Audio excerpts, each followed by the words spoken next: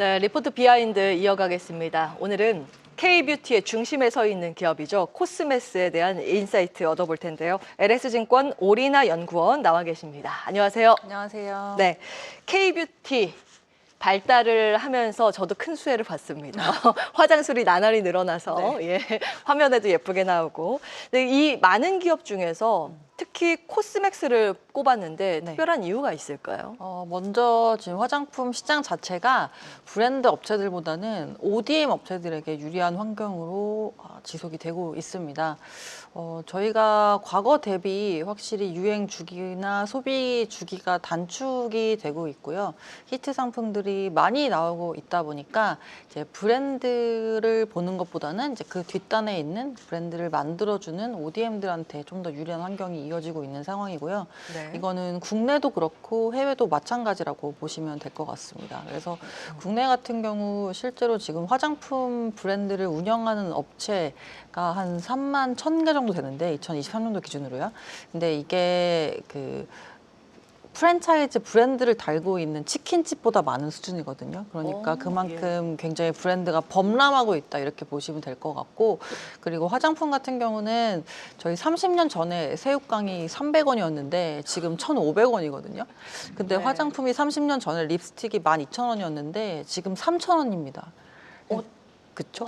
그 립스틱 가격은 역행을 했네요. 그렇죠. 그러니까는 오히려 소비자 중에서 가격이 하락한 소비재가 이제 화장품이라 보실 수가 있고, 그만큼 제가 드리고자 하는 말씀은 이제 자주 소비를 하게 된다, 과거 대비해서. 그렇기 때문에 유행 주기가 짧고 브랜드 유행 타는 게 굉장히 빨리 바뀌다 보니까 브랜드보다는 ODM을 보는 게 낫다, 이렇게 저희는 판단하고 있는 거고요. 그리고 이게 사실 ODM 3대장이라고 하면은 코스맥스, 한국콜마, 그리고 이탈리아의 이제 인터코스라고 세 업체가 있는데, 제가 화장품을 한 10년 넘게 지금 커버를 하고 있습니다만은 10년 전에도 이렇게 탑3 세계 업체였는데 10년이 지난 지금도 아직까지 탑3 업체들이 계속 쉐어를 가져가고 있는 상황입니다. 그만큼 그동안에 업력이 쌓였고, 그리고 우리나라 화장품 시장이 워낙에 치열하다 보니까 여기에 맞춰서 또 여러 가지 고군분투하는 내용들이 지금 다른 국가 및 다른 업체들로 하여금 따라잡기 어려운 모양새가 되었다, 이렇게 판단하고 있습니다.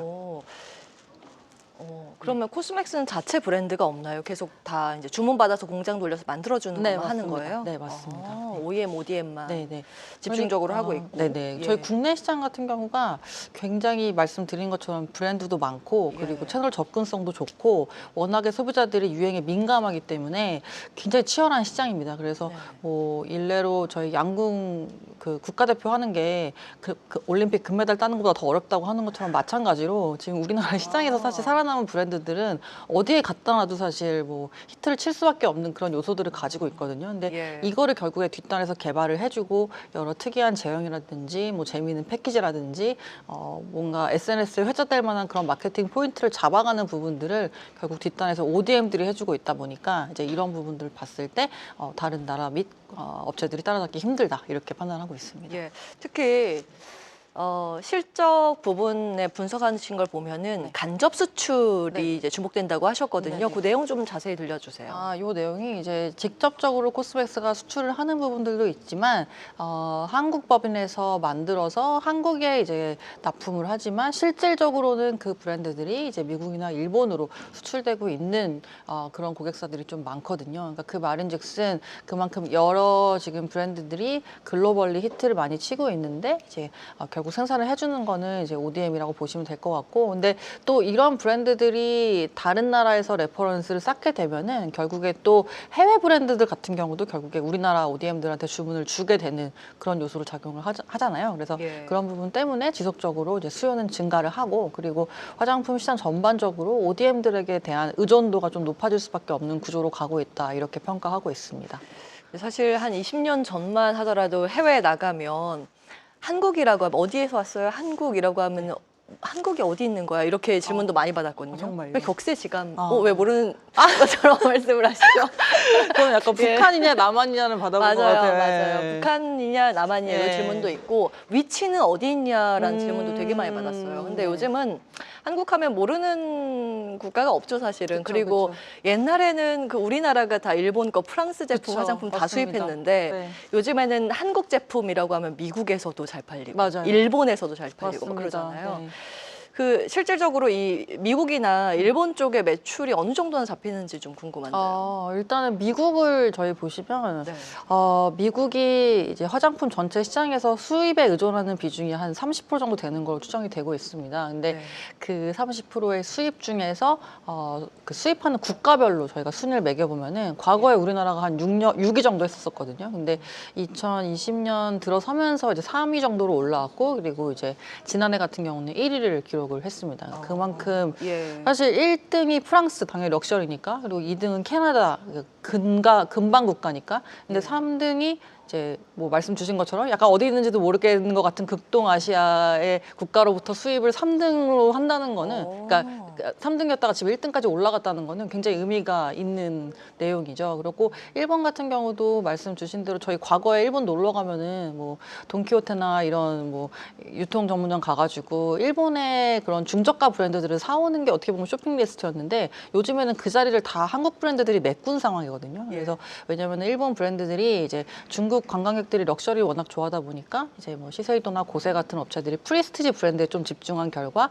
중저가 포지셔닝의 그런 카테고리가 지금 무주공산이었어요. 그 자리를 이제 우리나라 K뷰티 업체들이 좀 메꿨다 이렇게 보시면 될 것 같고 그런 부분들이 지금 수출로 나가는 거에 있어서 굉장히 좋은 숫자로 나타나고 있다 이렇게 보시면 되겠습니다. 네, 여기까지는 사실은 이제 그동안 기사를 통해서도 어느 정도 대략적인 내용을 많이 접하셨을 네. 텐데 눈에 띄는 게 태국 법인에서도 최근 뭐 성과가 있다고. 예. 네, 맞습니다. 그래서 태국도 의외로 지금 K뷰티가 열풍인 국가 중에 하나고요. 뭐 동남아시아 전반적으로 다 그런 상황이긴 한데 태국 뭐 현지 브랜드들도 있고 그리고 또 태국에 진출하는 중국 브랜드들도 있고 예. 이런 부분들을 지금 주문을 잘 받아오면서 실적이 개선이 되고 있는 모습이 나오고 있고 비단 태국뿐만 아니라 인도네시아 같은 경우도 지금 성장세가 굉장히 좋은 상황입니다.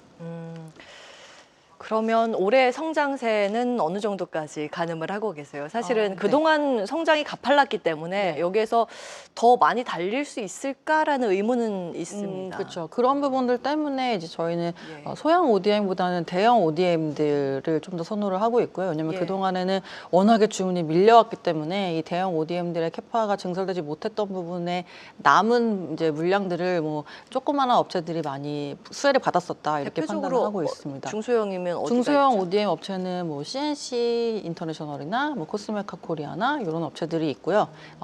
근데 이제 올해 같은 경우는 말씀 주신 내용 이제 플러스 대형 ODM들 위주로 갈 거라 보는 게 아무래도 미국 소비가 조금 저희가 우려스러운 부분들이 좀 있다 보니까 좀 안정적인 주문을 가져가는 업체들 위주로 대응하는 게 좋다라고 말씀을 드리고 있고요. 그래서 코스맥스 같은 경우 연간 실적이 지금 저희 매출액은 한 15%에서 16% 정도 상승 그리고 영업이익 같은 경우는 23% 상승으로 저희가 추정을 하고 있습니다. 네.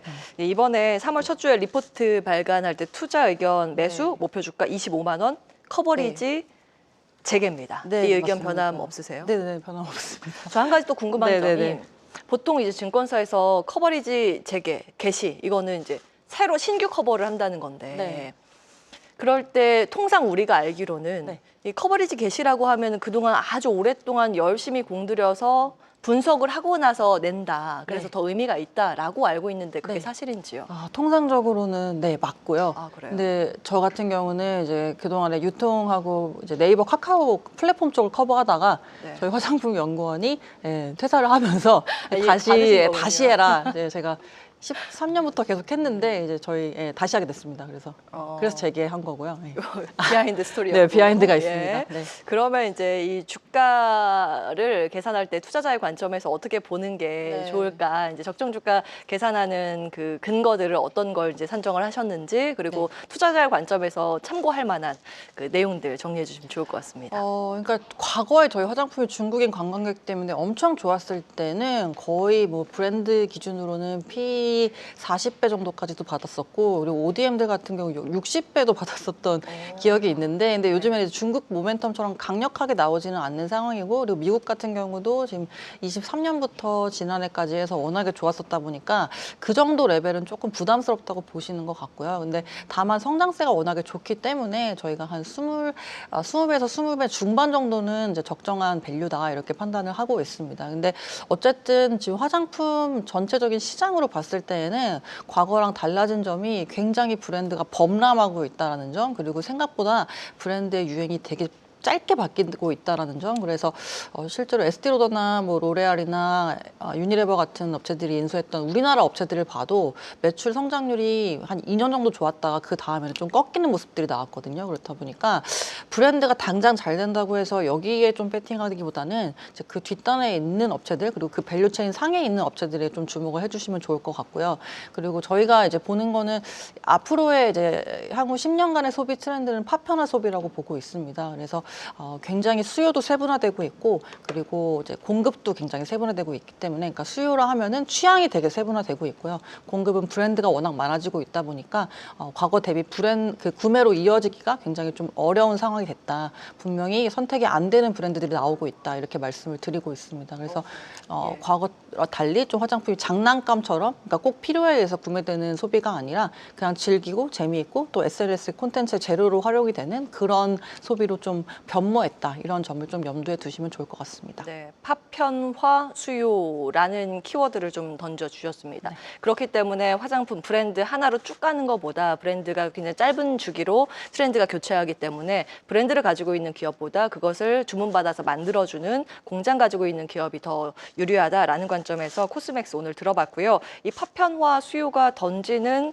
그 인사이트는 사실 다른 섹터에도 마찬가지로 적용이 될 것 같습니다. 같이 참고해 보시면 좋을 것 같습니다. LS증권 오리나 연구원과 함께했습니다. 말씀 고맙습니다. 네, 감사합니다.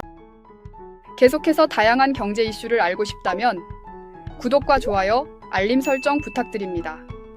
AI 캐스터 권미정이었습니다.